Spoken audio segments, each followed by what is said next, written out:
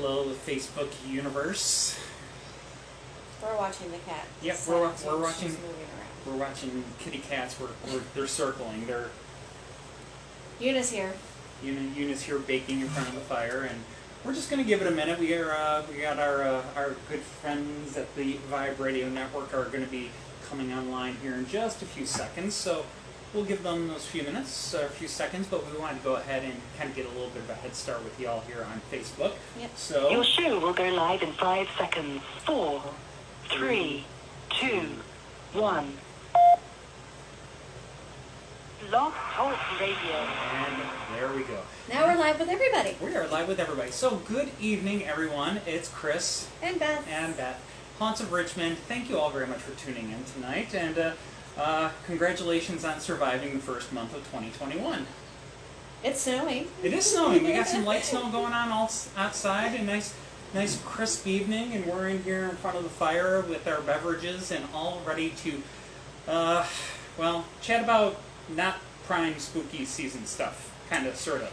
So, disclaimer, Chris and I are not really Valentine's Day people. No, so this was an interesting one. We do gifting. We give each other gifts. Tools. I gave her a chop saw one year, and another year she gave me a chainsaw. So we give practical gifts. Yes. The fact that they could be used in a horror film is kind of beside the point, but welcome to our world. Welcome to our world. Yes. So yes, the that ever so sappy, mushy holiday is just around the corner, and so we're going to go ahead and share some tales with you tonight that are a little on the. Well, things didn't always work out. Let's just say it that way. They don't live happily ever after. It is what it is. It's kind of a ghost story. It's a ghost story. Somebody's going to die. Yeah, I mean, somebody kind of has to die in order for there to be a ghost. Generally speaking, in theory, not necessarily. Okay. That could be a whole nother episode. Yeah, In the meantime, we have for you our haunted Valentines, roses, chocolate, and death. So yes, thank you very much for tuning in. We got some. These are some good stories. Most of them are pretty local too. Not necessarily Richmond, but from the Mid-Atlantic area. We got some stuff from here in Virginia, a couple just across the border up in Maryland. Some up in D.C. Yep, up in D.C. So yeah, because there's plenty of passionate intrigue. Energy. Yes, from our neighbors to the north. And I want to go ahead and say thank you to Patrick for sending us Venmo. Thank you. That does support my research habit, which I will happily go and buy more ghost books. Yes. Yeah. So if during the show this evening, if you are, if you would like to contribute to this, we do this for free. We enjoy doing this. Mm-hmm. We're very thankful for everybody that tunes in. But if you want to go ahead and chip in a little bit to help support our research library, because we have developed quite the library of books and whatnot in doing these shows. Let's just say we ran out of room, so we bought a business Kindle. And I'm buying Kindle editions now. Yep. So you can go ahead, you can send us a Venmo if you have that, and the Venmo, I'll put it in the chat in a minute here too, but is at Haunts of Richmond. So if you don't mind throwing a few bucks our way, it will help support our research addiction, if you will. Hi, my name is Beth, and I have a research addiction with ghost stories. The thing is, that's not a problem. It's all good. We're good here. So, anyways, yes, we got some stories for you tonight, and as we mentioned, we have some from our neighbors in the north, and this one is not quite across the border. This is all the way up right before you cross into D.C. and up in Alexandria. So up there, just a couple hours up the road, at the corner of North Royal and Cameron Streets, stands a large brick building that was a center of social and political life in the colonial era.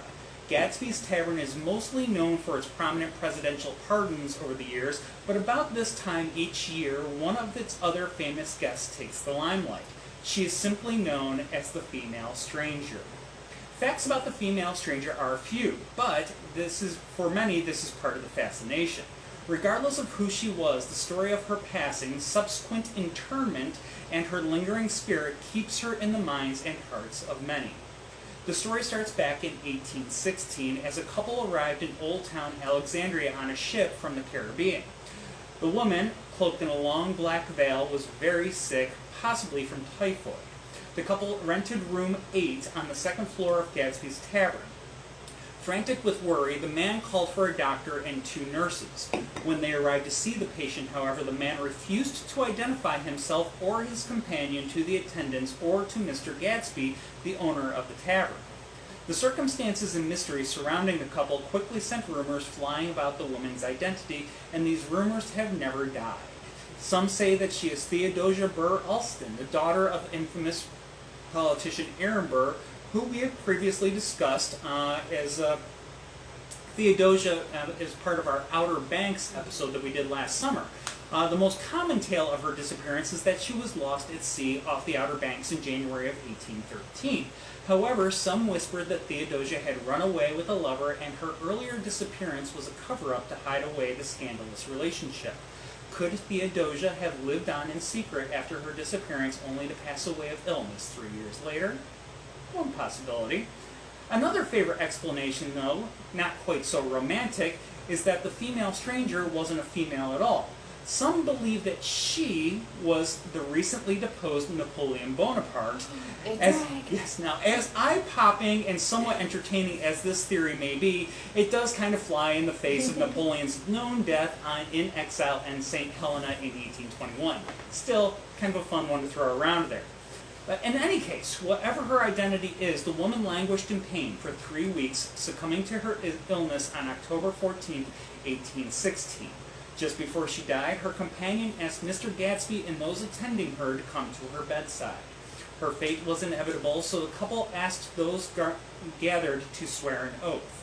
In that oath, they swore they would never reveal the identity of either the man or the woman.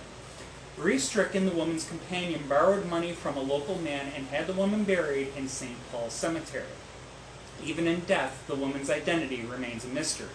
The elaborate inscription on the tabletop tombstone is weathered and hard to see today, but it once read, "To the memory of the female stranger whose mortal suffering terminated on the 14th day of October 1816, aged 23 years and 8 months. This stone is erected by her disconsolable husband, I have a typo in here, that doesn't help, in whose arms she breathed out her last sigh, and who, under God, did his utmost to soothe the cold, dull ear of death." Here, the story takes an unexpected twist. As grief-stricken as the man supposedly was, he skipped town almost immediately after the woman's death. He paid not a cent for the expenses that he had incurred for the room at Gadsby's, the medical care for the woman, nor the funeral or burial. Alexandrians were furious, but the man had been quite clever. The only people who knew his identity or that of the female stranger had sworn an oath that they would keep their identities secret. Thus his debts would go unpaid and the mystery lives on today, heightened by the fact that the woman's spirit seems not to rest easy. So there are tales of the mysterious and beautiful woman appearing in Gadsby's Tavern Museum today, especially around the room where she died, room number 8. One tale in particular comes from a tour guide who saw this female stranger enter the room, and when the guide caught up to the room, he found in the small room nobody there, but one of the candles was lit. Now, he searched through everything. He could not find this female spirit anywhere. So he went down to find the museum curator to report what he had seen. And the curator said that was not possible because he had already extinguished all of the lighted candles. Well, they both went back up to room number 8, and when they got there, they discovered the candle was not extinguished, but they went to touch the candle globe, and it was still hot, as if it had just been extinguished. In fact, the curator burned his finger. Now, they like to say that this is the female stranger leaving a beacon of light in the window for her long-lost companion to come back and find her. And that was actually pretty common back then as something to do, is to light a candle in the window until all your loved ones had come home for the evening. Do we have any comments? Okay. Now, despite this generally peaceful demeanor, she has startled a few of the staff members there. A few summers back, a young woman had just returned home from college, and she took up a job as a server at the Gadsby Tavern. And as she entered the kitchen to pick up an order, she very carefully placed all the plates on her arms, and as she turned around, she suddenly faced a woman she did not recognize. And the woman said something to her and then abruptly vanished. In her terror, the server shrieked, dropped all the plates, and ran screaming from the building. None of us know what was said to her. I'd actually be really curious to find out what that was. Lynette actually visited Gadsby's Tavern and the grave of the female stranger. It's on our list. We need to get up to Alexandria. We haven't explored there yet. Drive through it quite often. Yes, very often, but very rarely stop. Mm-hmm. Alright, so the next one, we're going to trot down to the Great Dismal Swamp. Another place we need to go and visit, just not during mosquito season for you. Yes. This would be the perfect time of year, dead of winter. No creepy, crawly, bitey, nasty, blood-sucking things. They're all sleeping. They like him. I'm fine as long as I'm not with him. Or I should say, as long as I'm with you. Anyway, moving on to the Great Dismal Swamp. So it stretches across the northeastern section of North Carolina up into southern Virginia, and despite its name, it is a beautiful primordial landscape covering over 100,000 acres. It makes it one of the largest protected natural areas in the eastern United States. However, this area is by no means untouched by man. The swamp has a long, complex history of human settlement and exploitation, starting over 13,000 years ago. And this is back to the earliest Native American tribes. When Europeans first arrived only a few centuries ago, the swamp was almost immediately a point of fascination for them. George Washington was actually one of the earliest men dedicated to transforming this swamp into something other than a swamp. He was a major investor in the Great Dismal Swamp Company, and this company attempted to colonize the swamp by draining it and transforming it into farmland. What happened is that it was impossible to do this. So the company then switched gears and they turned to harvesting the timber from the swamp.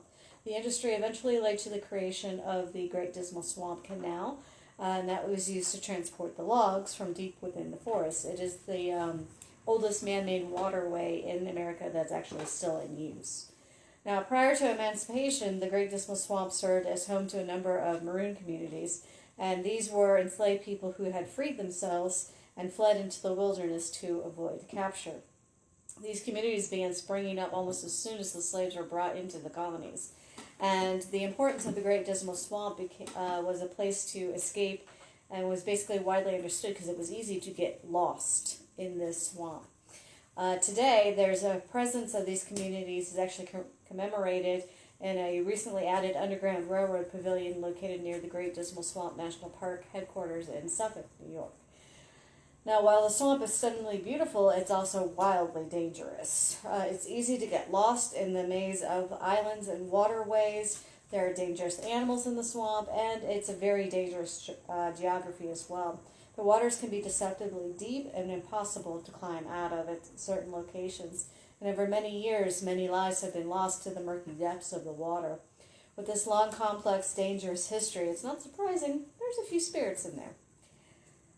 Now, the air of mystery that drapes itself across the swamp, often you will see mysterious lights floating through the woods and over the waters at night. Hunters have passed down stories of shooting a bear or a deer only to find that the body of the animal has vanished. It's left no trace, not even a drop of blood. And when they go to retrieve it, they can't find even footprints. There are multiple stories about people encountering phantom figures in the woods of the swamp, people dressed in everything from colonial-era clothing right up to 20th century lumberman. And some like to think that the spirits of the swamp are reaching out to help prevent others from joining their ranks. There's actually one legend that speaks of a mysterious traveling graveyard that can't be found when you're looking for it, and it will only appear to warn somebody if they've lost their way, so just be wary. It's kind of like that room of requirement from Harry Potter. Mm-hmm. Except for it just tells you you're lost. It doesn't tell you how to get out. Others, stories that come, actually, there's a famous Native American one that is the longest one that we've found from that era, and from that area, excuse me. And this is slightly north of the border in Virginia, where Lake Drummond stretches for 5 miles through the swamp. And it's the story of two American lovers. They were pledged to be married, but the bride-to-be actually died the morning of the wedding. And the girl was buried in the depths of the Great Dismal Swamp. Her fiancé was driven mad by grief and convinced himself that he could see her paddling up through the waters of the lake in a white canoe. So he decided that he was going to make a raft and he was going to follow this vision that he was seeing out onto the lake. Unfortunately, he drowned before he had a chance to actually reach her. And ever since then, the new vision is that the two lovers are actually paddling together in a white canoe across Lake Drummond. Something that would be pretty cool to go and see. Now this has actually inspired a ballad by Thomas More, and I'm going to let Chris read this one. Yes. Because I know you like the poem. I'm sorry, where were we? The ballad. Oh, okay. So the story was the inspiration for the Thomas More's poem, a ballad, the Lake of Dismal Swamp. They made her a grave too cold and damp for a soul so warm and true, and she's gone to the lake of the Dismal Swamp, where all night long by a firefly lamp she paddles her white canoe.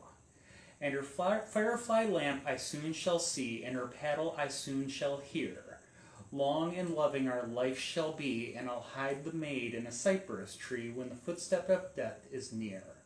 Away to the Dismal Swamp he speeds, his path was rugged and sore, through tangled juniper beds of reeds, through many a fen where the serpent feeds, and a man never trod before. And when the earth he sunk to sleep, if slumber his eyelids knew, he lay where the deadly vine doth weep, its venomous tear and nightly seep, the flesh with blistering dew. And near him the she-wolf stirred the brake, and the copperhead breathed in his ear, till he started cried from his dream awake, "Oh, when shall I see the dusty lake, and the white canoe of my dear?" He saw the lake, and a meteor bright, quick over its surface played. "Welcome," he said, "my dear one's light," and the dim shore echoed for many a night the name of the death-cold maid. Till he hallowed a boat of the birchen bark, which carried him off from shore. Far, far he followed the meteor spark. The wind was high and the clouds were dark, and the boat returned no more. But off from the hunter's camp, this lover and maid so true are seen at the hour of midnight damp to cross the lake by a firefly lamp and paddle their white canoe. Moore's sentimental ballad was wildly popular at the time and actually spurned a small tourism boom for the Great Dismal Swamp. Moore's poem is not the only work inspired by the swamp and its denizens. In 1933, composer William Grant Still wrote a tone poem called Dismal Swamp, inspired by the long history of African Americans with the swamp. More recently, in 2000, a somewhat bizarre reimagining of Moore's poem came to light upon the death of illustrator and writer Edward Gorey. Now, Gorey is well known for his macabre illustrations, but he was also a playwright and a lover of opera. Amongst Gorey's papers was The White Canoe, an opera seria for hand puppets.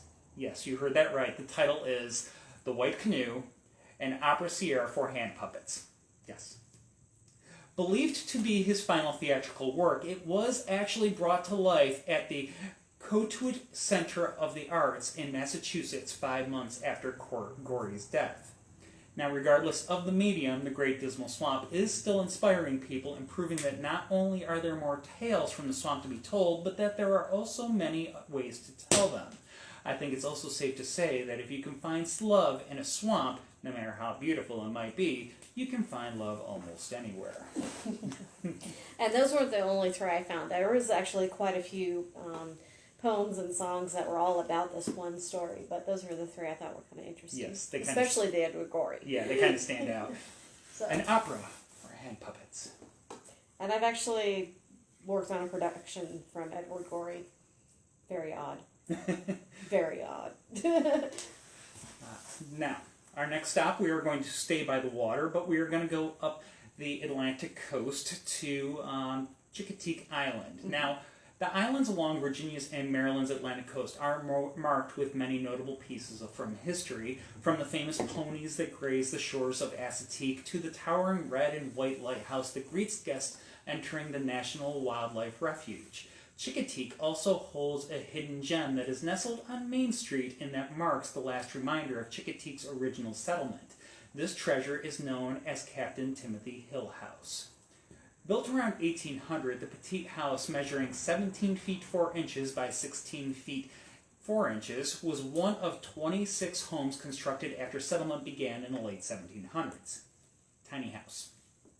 Now, Hill House was fashioned in an architectural style that was very common for early colonists in the mid-Atlantic and southern regions.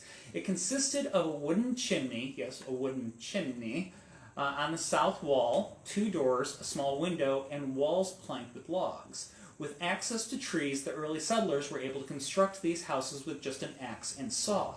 Clay was used to line the wooden chimney to try and mitigate the risk of fire. Try being the key word here. But anyways, the place still stands, so I guess it worked. At least that one does. Yes. Now, in 1980, the land on which Hill House rested was sold, and with the sale came a new owner who wished to rid the property of the old, run-down stack of logs and rebuild. Richard Ghastly, the builder hired to construct the new property, saw the diamond in the rough, as well as the historical value, and opted to move Hill House to a temporary location on the west side of the island on North Main Street for safekeeping. After sitting there for about 30 temporary years of the new location, Hill House was purchased by new owners in December of 2009, and it was set to be moved to its new home to be a storage shed. Upon inspection, a chunk of clapboard fell off, revealing wood and what looked like small carvings of colonial-era ships on the exterior. After the discovery, architectural historians inspected the building and realized that this was a historical artifact rather than a storage shed material. Now, I will say, in doing the research, I did find a couple pictures of these wood carvings, the carvings of the ships inside the house. They are very good carvings. They are. And it's a mystery as to who the carver was. They do not know exactly who did the carvings, but whoever it was had some talent. So, anyways, this project was undertaken to restore the house to its former glory, and with restoration, other discoveries were made. 21 generations of paint on the front door and additional ship carvings on the exterior totaled 39 ship carvings on the outside of this house. Pretty remarkable. Now, as for Hill House's name, it originated from Captain Timothy Hill, a sailor who was shipwrecked off of Assateague and found his way to Chincoteague in 1822. There he married Rebecca Russell, and the two had 6 children. Hill House stayed in the Hill family until 1954, and Chincoteague is still home to many of Hill's descendants. But it is here that we will share the tale of Timothy Hill's 13-year-old granddaughter, Virginia Jenny Hill. Now, Jenny was the daughter of Timothy Jr. and Zachariah Hill, and she was the favored granddaughter of the captain. Her grandfather wanted all the best for Jenny, including for her to be married to a wealthy, well-educated man. The connections that her grandfather and his family had made that desire seem very achievable as well. Jenny didn't lack for admirers, and one of them was a young man named Tom Freeman, who grew up alongside the Hill family. Tom was madly in love with Jenny, but the feeling was not mutual. The captain refused Tom the right to marry his favorite granddaughter. On June 18, 1885, overcome by grief and anger, Tom ambushed Jenny and her mother. Using a .32 caliber pistol, he fired on the 2 women before turning the gun on himself. While her mother survived, Jenny succumbed to her wounds later that night within the walls of Hill House. Jenny's spirit is said to linger on in Hill House to this day. Whether she is seeking amends for her unjustifiable death or she is pining after the promised future that she was denied is unknown.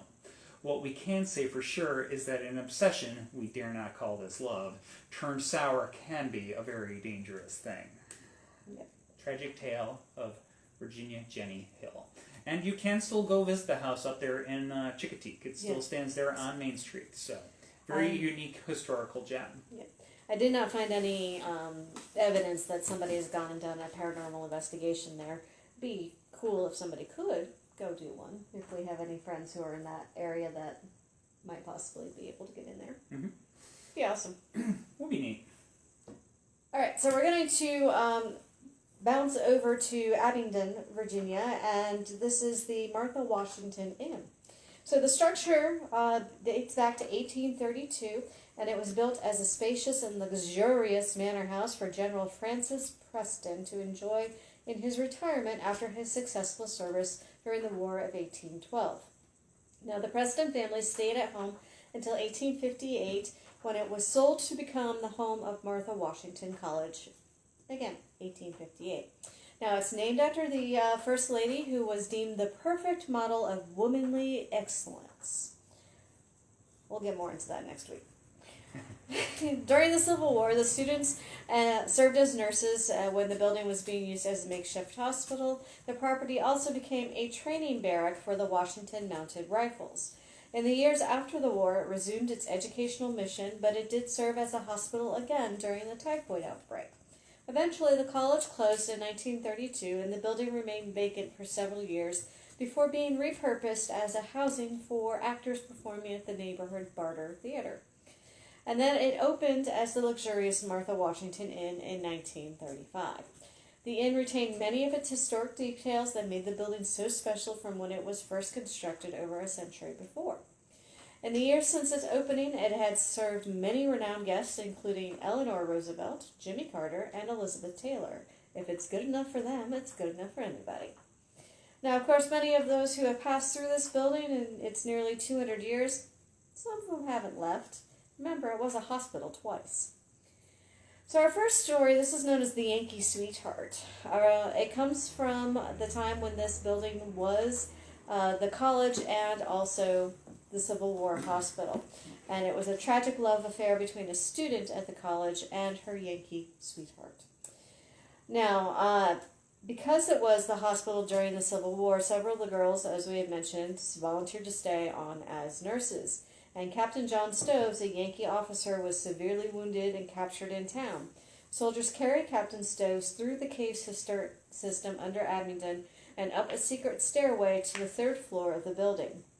There lay Captain Stoves, gravely wounded, in what is now room 403. Now, for weeks, a young student named Beth nursed and cared for him. She ended up falling in love with him, and he also fell in love with her. Florence Nightingale.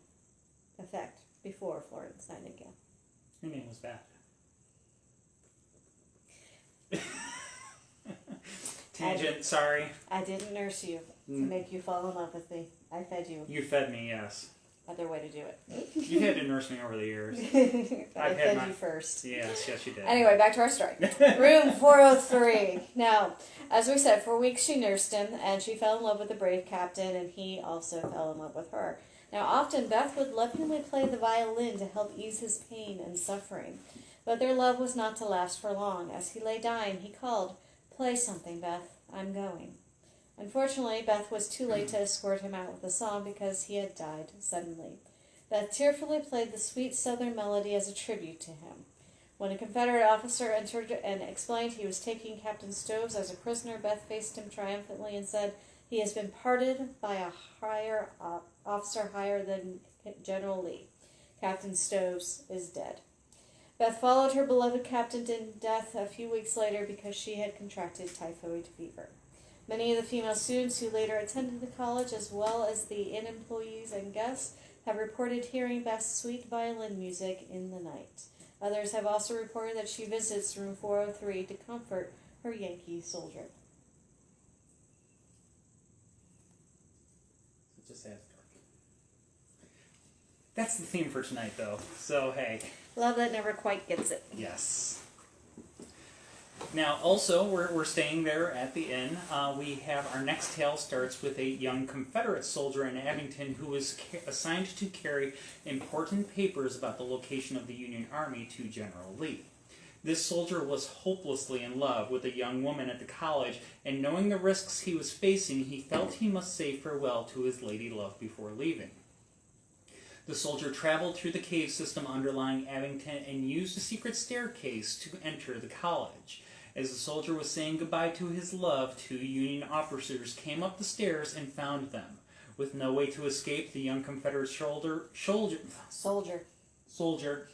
Confederate soldier was shot in front of his sweetheart, and when he fell, his blood stained the floor. The strange thing is that though through the years the blood stain continues to appear. Carpets over the area often develop mysterious holes over the stains. Even after the floors have been refinished, the stain continues to reappear, a sad reminder of the love that was ripped asunder during the Civil War. So we've had a request. Do you have a request? Hi, Preston. Oh! I'm going to disturb her, just so you know. Oh, she's fine. Come here, you. Oh, come here, sleepyhead. So here's your Yuna to see. Yep. I will sneak closer. And Lulu is hiding somewhere. Lulu's over here. Oh, she's over there. I'll get Lulu out in just a minute. So here's a very sleepy Yuna, which is unusual. She usually is stealing the show. Yes. Well, she's here now. She can steal the show now, can't you? I'm going to fall asleep. Yeah.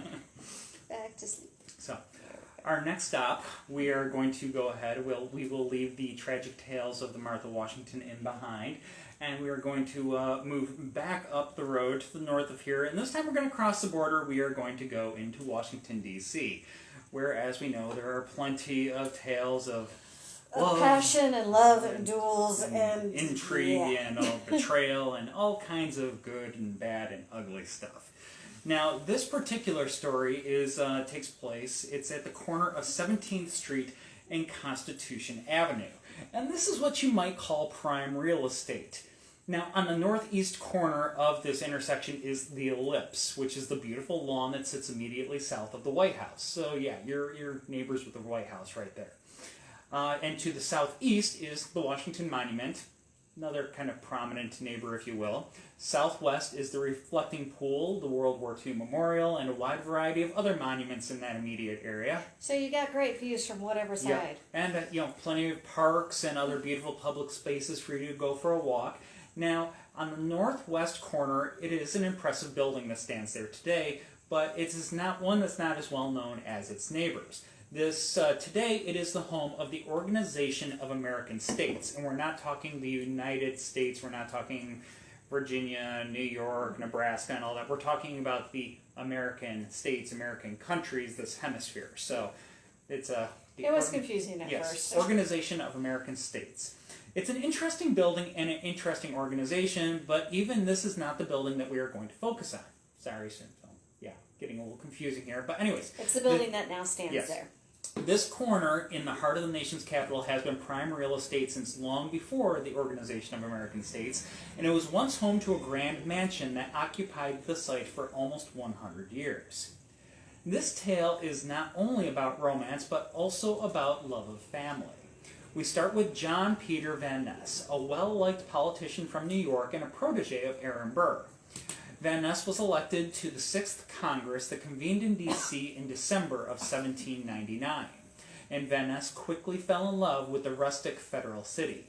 This love affair with the capital was due in no small part to meeting Miss Marcia Burns, daughter of Mr. David Burns, and Mr. Burns was kind of a character in his own right, but he's best remembered for being the previous owner of much of the land that D.C. was actually built on. And he's actually one of the ghosts in the White House that we talked about before. Yeah, we will probably cover him one day because he is quite the character. And but yeah, so anyways, now he was not exactly willing to part with his property, and that's quite the tale in and of itself. He did eventually sell off his land bit by bit, making him a fantastically wealthy individual, and when he passed away in 1799, his daughter in turn became a fantastically wealthy heiress. Now, Van Ness and Miss Burns were deeply in love, and they soon were married. At the time, Congress would convene for only about 18 weeks or less. It took a lot more time for the congressmen to travel back and forth from their various constituencies. But rather than return to his constituents during the recess, Van Ness spent most of his time in D.C. with his love. His constituents, in turn, were not feeling the love as their representative wasn't available to them, so they voted him out in the election of 1803. He's now free to go ahead and basically stay in D.C. and do what he pleases, which he does. He doesn't care. He's in love. He contented himself with managing his wife's estate and making the entertainment rounds of the political world. He eventually decided to build his own mansion, and it was completed a few short years after the end of the War of 1812. It was the first house in America to have both hot and cold water supplied through the indoor plumbing. The north portico was modeled after the White House itself. The south side faced the river and looked over a fruit orchard. Very few homes in the area could rival it. The house was furnished in time for Van Ness's daughter Anne to return home and be able to entertain suitors there herself. The home was a favorite stop of Washington's elite, including former Vice President Aaron Burr, Commodore Stephen Decatur, Congressman John C. Calhoun, Attorney General William Wirt, House Speaker Henry Clay, and many others from all three branches of government. The most lavish party thrown in the mansion was, of course, Anne's marriage to Arthur Middleton, whose father was a signer of the Declaration of Independence. Unfortunately, the saddest day also involved Anne, as she died in the house during childbirth in 1822. The child, unfortunately, was also stillborn.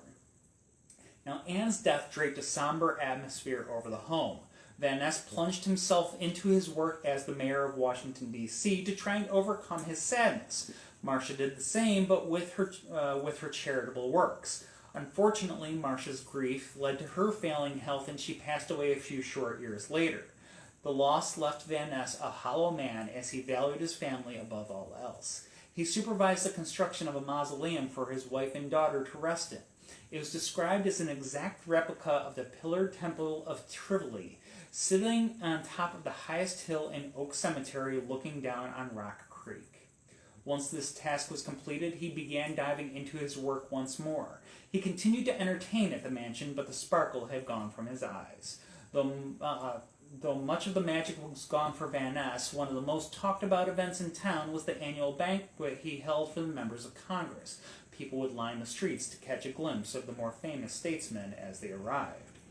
As Van Ness aged, his home deteriorated and his mind returned more and more to the time he was happy with his family. He began to lose contact with his friends and reality. It is said that at this time the ghost stories began to circulate about the mansion. Certain rooms were closed off and not to be entered. The room Anne died in was one of those rooms.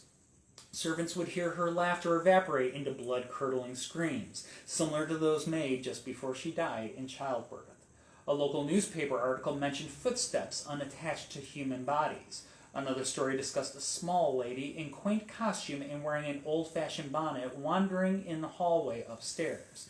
It appears to be Marcia still wandering about her beloved home. Van Ness paid no mind to the tales circulating, if he was even aware of them. He passed away in 1846. Van Ness was placed on a bier and pulled to Oak Hill Cemetery by his cherished 6 white horses. Even though the U.S. was at war with Mexico, Washington took time to mourn the man who had been loved by many. Many private houses on the procession route were draped in mourning. Even the horses mourned their master's passing. It was described by one mourner that the white horses were munching on the grass and lowered their heads behind the burial mound. Someone exclaimed they buried their heads with their master. In the years after Van Ness's passing, his family's home changed hands a few times before being sold to the government. It was raised in It was raised in 1908 to make room for the Pan American Building, which was the precursor to the Organization of American States. Though the mansion is no longer there, many have since seen the specters of 6 headless white horses galloping around the property, and they are almost always seen on the anniversary of Van Ness's death. Retracing this journey to Oak Hill Cemetery and circling the Organization of American States building at a gallop, searching for their master. One motorist tried to explain to police why he had run his car off Rock Creek Parkway. He had seen the shimmering forms of 6 headless white horses by the mausoleum. Yep. So do beware when you're heading up to that cemetery. You might see 6 headless horses. It's a common sighting from what I was able to research. Yep. All for love of family. Yep. She's out cold. Of course she is. You can read and I will... Yep. So I saw a comment that mentioned the plantations along Route 5, Shirley, Berkeley. We are going to do a haunted plantations coming up. I am working on that, but I believe Sherwood is actually going to be on our next stream. So You'll have one coming. All right, so now we're going to stay in D.C. and we're going to go to the Octagon House, now a museum. It is located at the corner of New York Avenue and 18th Street Northwest. It's one of the more well-known historic and haunted buildings in D.C., and justifiably so.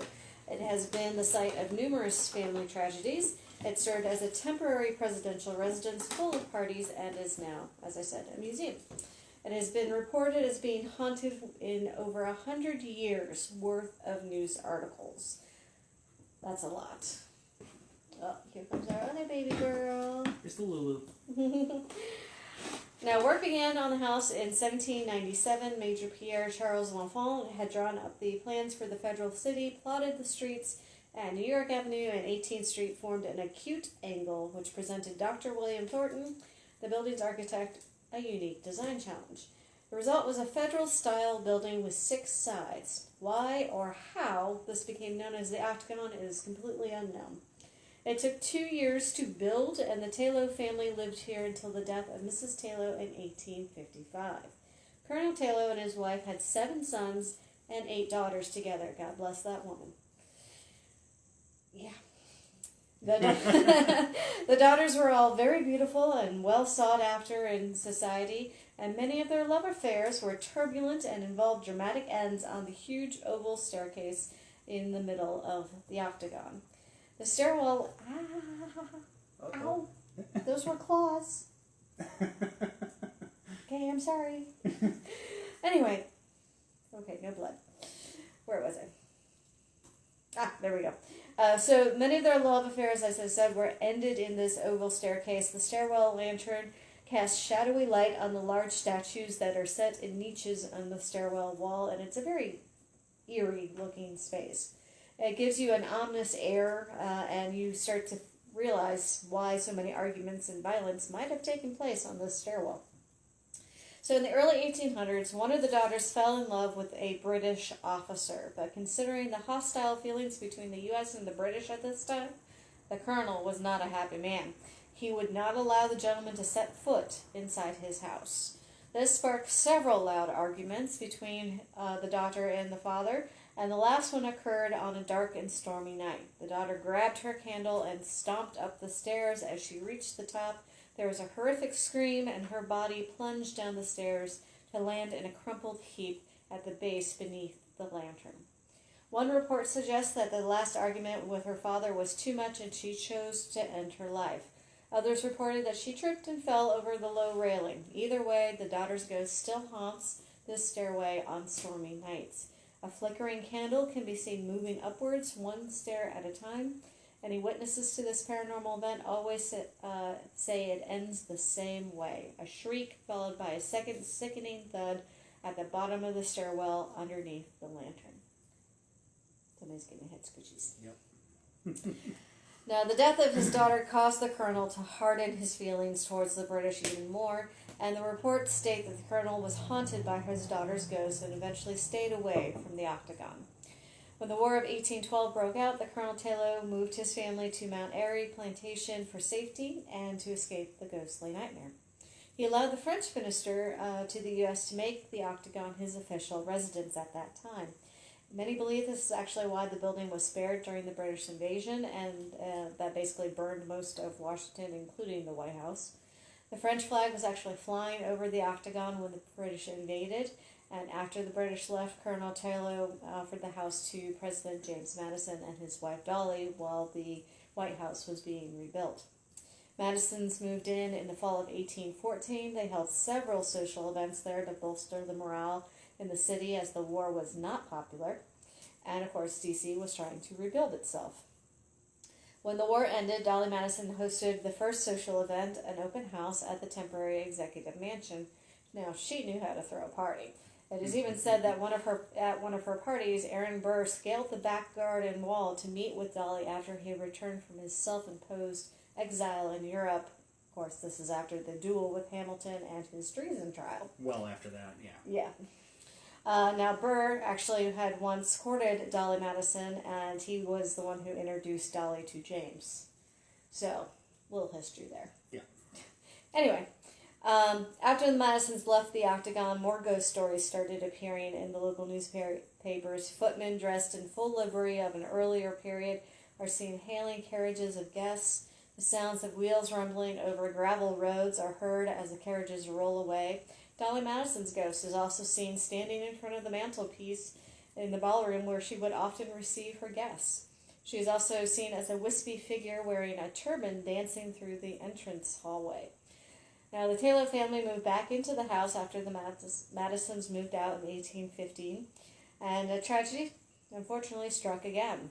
Another one of the Taylor daughters had eloped against the wishes of her father, and she returned one day to beg forgiveness. They met on the stairwell. The colonel could not forgive her for not marrying the gentleman of position that he had secured for her, and he went to move around his daughter.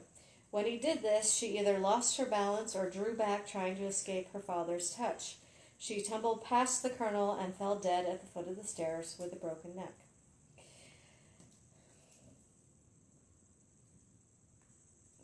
It's difficult to understand what might have gone through the colonel's mind as the second daughter lays dead on the stairs. Many believe that repeated tragedies helped contribute to his own early death at the age of 57. Now, the second daughter also returns to the scene of her accident as well. Many people who visit the building unconsciously walk around the spot where she fell in a crumpled heap at the foot of the stairs. Others feel a cold spot there and vibrations actually in the air. The years of love and heartbreak at the Octagon seem to rest heavy on the former home to this very day. Mm-hmm. And that's just a couple of the stories about the Octagon. Yeah, there's plenty more. It's a very, very haunted building, but those are the stories that we had. The love stories. The love stories. So we might revisit the Octagon on a future episode to chat up some of the other stories that happen around the building there. Yep. So now we're going to come back down to Virginia. Yes.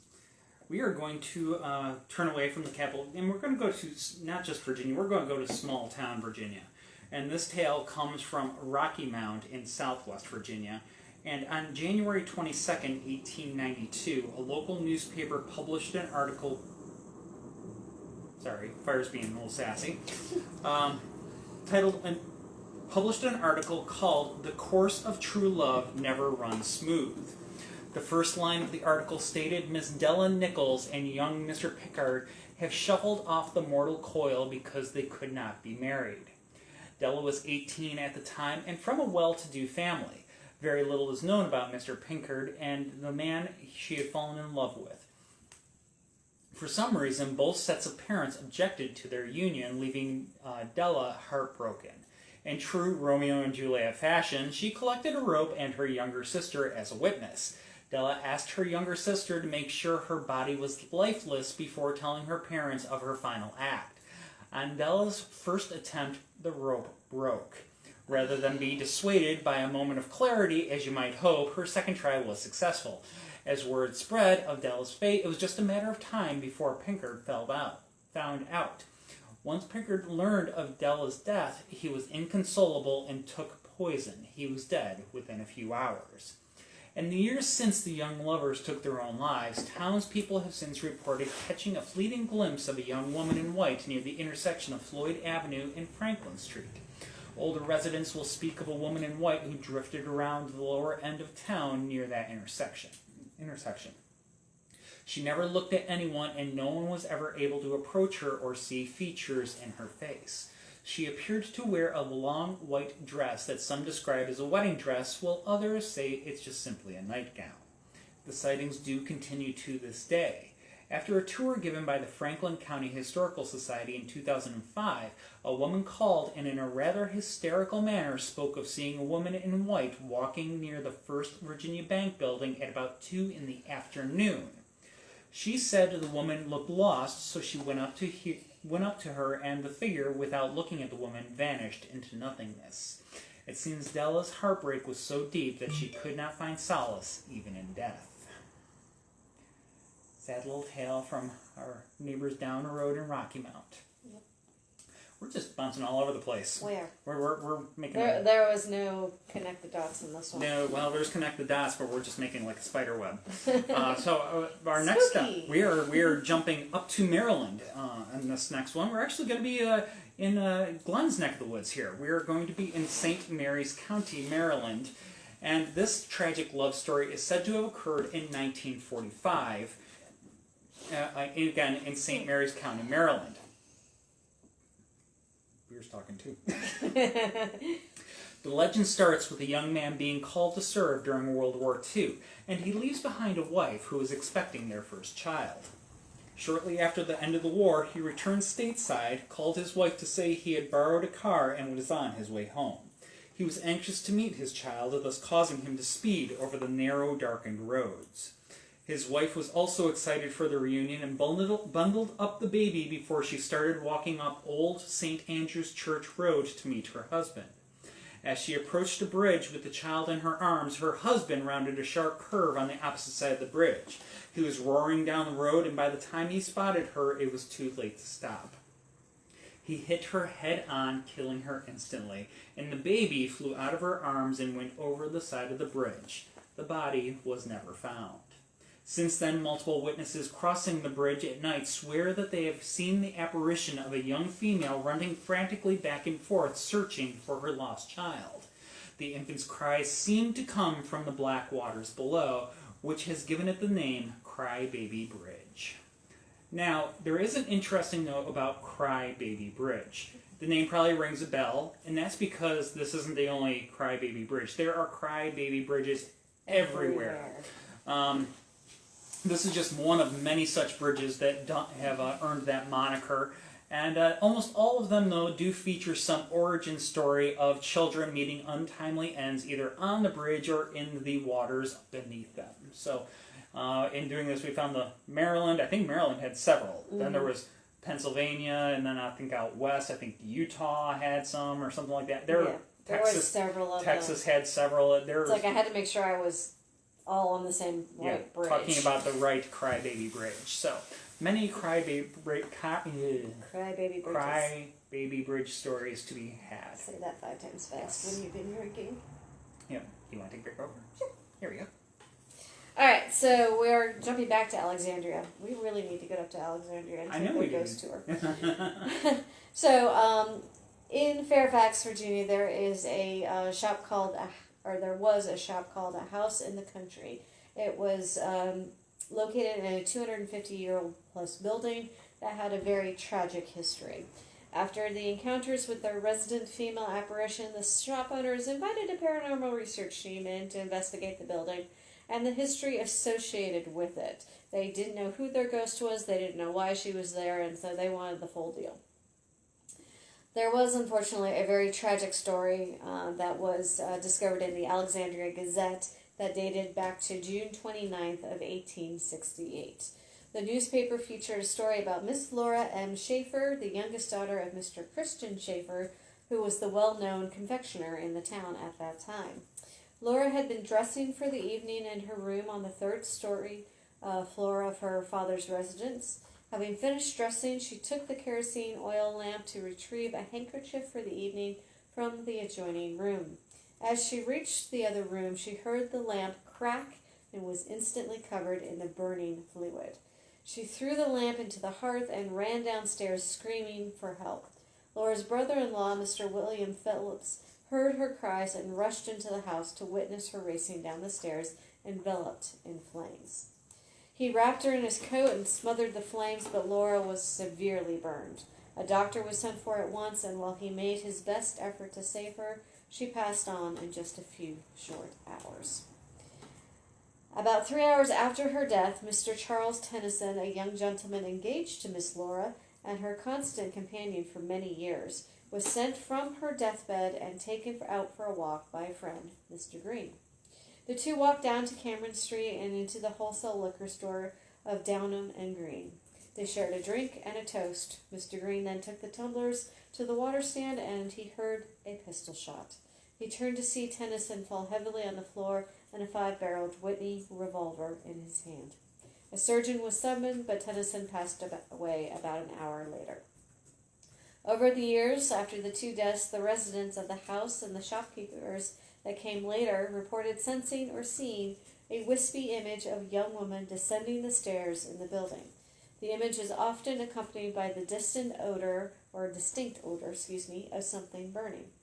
The investigation caught orbs in the front of the house and a white image on the staircase. An electric decoration turned on by itself and was immediately followed by a burning smell, similar to burnt toast.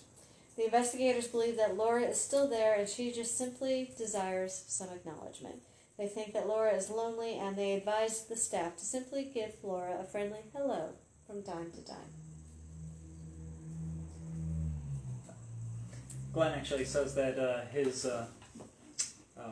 he's only about 20 minutes from Crybaby Bridge, so he's familiar with it, and he grew up with stories of Crybaby Bridge, so he's familiar with it. What's the Are You Afraid of the Dark? I used to watch that. Yeah, I used to watch it too, but Patrick was saying that the Crybaby Bridge inspired the Nickelodeon movie Crybaby Lane, which was a very dark and strange movie. And I was one of Nickelodeon's grim turns. But then, of course, there was also Are You Afraid of the Dark, which I watched every Friday night. Oh, yeah. Yep. Loved that show. We watched it, and there was another show. I forget. It was that one. There was another show right next to it. Before there was we rolled right into, we watched the X-Files right after that. So there was also Weird Indiana at one point. Weird. Never saw that one. You never saw that. That one was interesting. It looked at a lot of different possible folk tales and stories and legends. Mm-hmm. Anyway, so is this our last one? Yes, this is our last tale for the night. And I thought this one was a sweet one to end with. This is kind of our happy story. A little bit. Kind of. I use it very loosely. Whitney, Erie, Indiana? Yes, Erie, Indiana. Yeah, I never saw that one. That one was interesting. It was very, very campy, but I liked it. Well, it was Nickelodeon, right? Or no, something else? No, it wasn't. But it was geared towards kids? Yeah, it was geared towards kids. Okay. Campy. Spooky stuff that's geared towards kids. Campiness just kind of has to be a part of it. Yeah. Anyways. This is where I started my spooky stuff. Watched Ghostbusters every week when I was younger. Mm-hmm. When I, go to church on Sunday, come home from church, and pop Ghostbusters into the VHS. No, actually, I think it was Beta. You had Beta? It was Beta. Nice. Yes. Yep. Fox Kids was Erie, Indiana. Yep. And also Are You Afraid of the Dark and Goosebumps. Yep. But yep. And yeah, later Fox Kids and later ABC Family. Mm-hmm. So, miss those shows. They were good shows. We need to get back to shows like that. Yes, we do. Less reality TV. We've been watching a lot of Buffy. It's a little darker, certainly more grown up. He'd never seen Buffy. I introduced him. Hey, finally. we're more than halfway through. We're like what, halfway through, quarter of the way through season 5 now. Yep. We're getting there.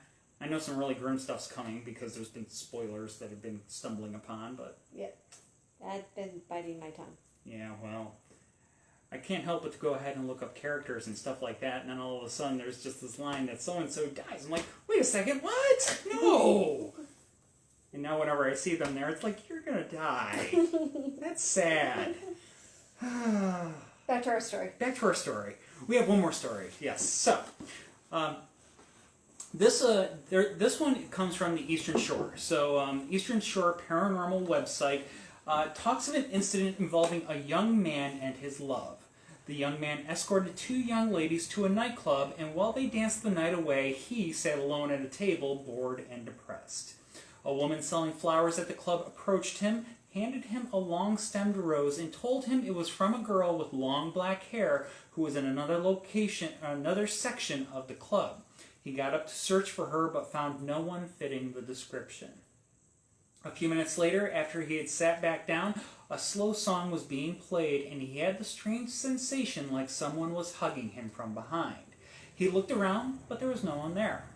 What shocked him more was that he recognized this hug. It was the way his fiancée used to hold him. His fiancée had died in a car crash in 1980, so it couldn't possibly have been her, but he needed to be sure. He called the flower lady back over to his table and took out a photo of his dead fiancée. She confirmed that this was the woman who had sent the rose. He took the rose home and placed it in a vase. It stayed fresh for about 3 weeks. Pretty good. Pretty good. A time later, he smelled a strong floral scent in his house when no flowers were there. He felt a presence and asked if it was his fiancée. He then stepped out onto the porch and the pleasant scent was overwhelming. He believed people died, but love never dies. Those who love us watch out for us after they are gone and let us know that they are there when we really need them. So a comforting note to end on. Yes. We were pretty grim tonight. But Sorry. it was the theme. Yep. Hey, we're not Valentine's people, but I love you. I love you too. There still can be romance. Yes. All right. So 2 weeks from now, we're going to talk about presidential haunts and hauntings because it's going to happen on President's Day. Did we miss anything? What? Oh. Whitney's shocked that I never watched Buffy before. I'm schooling him. Hey, yeah. I'm doing a lot of catching up now with the streaming services. You can catch up on so many of these shows that haven't been on the air in forever. Years. Yeah. Watching another one, really neat one that I'd never heard of before. It's on HBO right now from the BBC. It's called Torchwood. It's one from the mid-2000s. Good show so far. Finished season 1. Very British. British don't hold back. No, they don't. The BBC doesn't have that pesky. Well, it depends on what year. Yeah, well. Lately, however, they don't. It's kind of racy. Anyways, but yeah. But yes, Are You Afraid of the Dark is also having a new miniseries premiering this month. Ooh. Was not aware of that. Need to look that up. Yeah, it's a trailer or something on YouTube that Patrick had pointed a link to. Huh.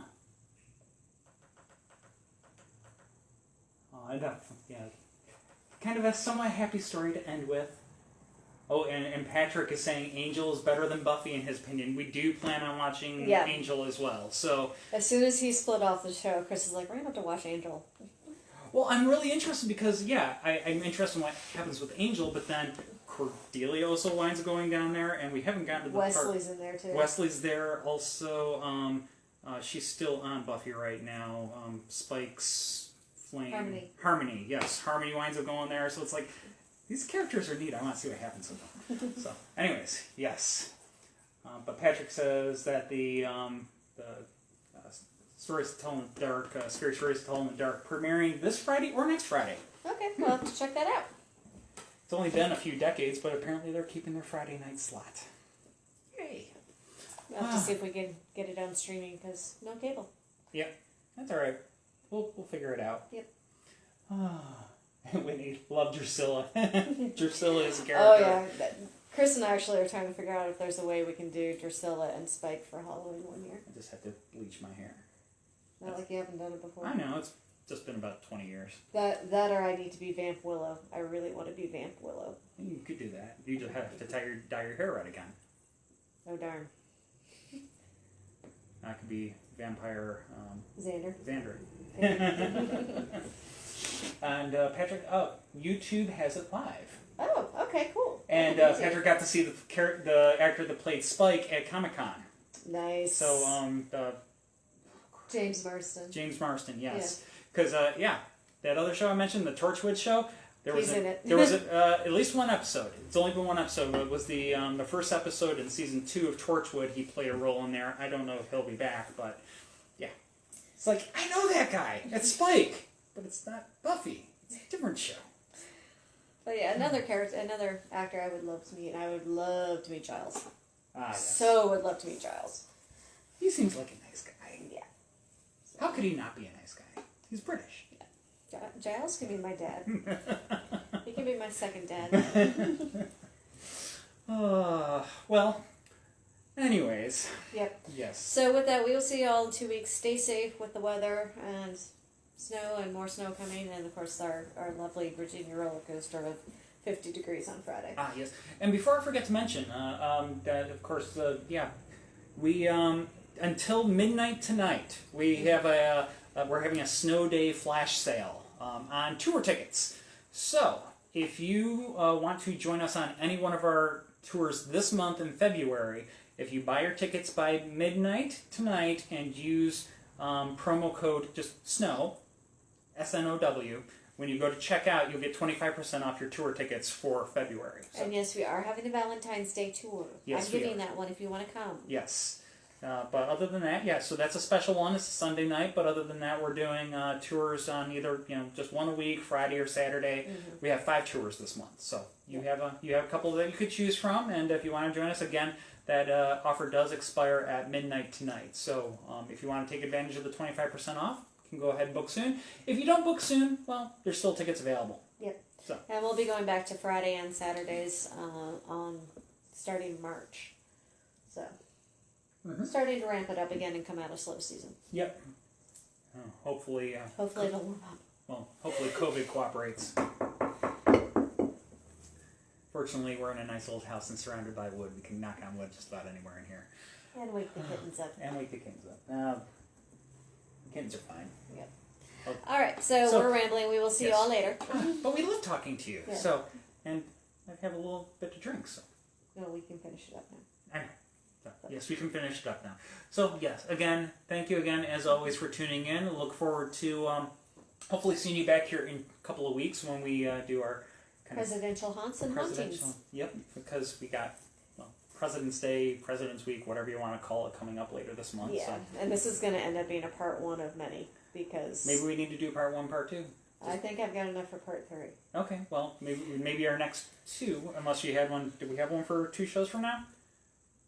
I don't know. I have to look at my list. I think our shows kind of straddle President's Day, so one is before and the other one's going to be... As I said, I have to look at my list. We'll figure it out. I can always push it back. We'll figure it out. All right, we'll see you all later. Yep. Thanks again for watching, everybody. Y'all have a Bye. good night.